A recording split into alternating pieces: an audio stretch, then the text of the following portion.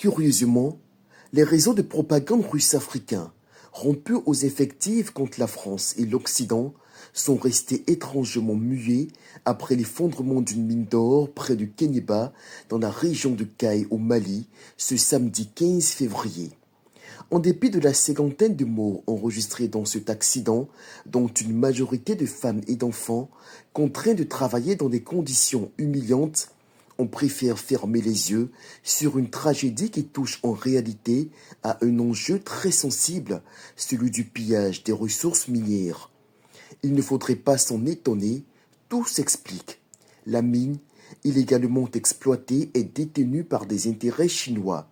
Ce qui veut dire que, théoriquement, ces derniers, comme ils le font en RDC et dans de nombreux autres pays africains, pillent l'or en masse sans que cela ne profite à l'économie nationale. Rien. La Chine pille à ciel ouvert, sans gêne. Les Maliens y sont littéralement esclavagisés, exactement comme cela se passe au Congo. Personne n'ose en parler. D'ailleurs, ce pillage se fait au su et au vu des autorités néocolonialistes installées par effraction par la Russie, alliée stratégique de Pékin.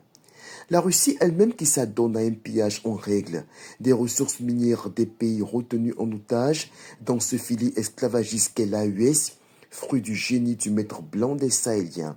Une mine détenue par des intérêts français, même légalement implantée et exerçant dans des conditions répondant aux normes fiscales, aurait subi un tel accident que les caisses de résonance au service de l'impérialisme russe auraient scintillé par leur stupidité purulente pour déverser le récital de haine à l'encontre de la France que leur dicte le Kremlin.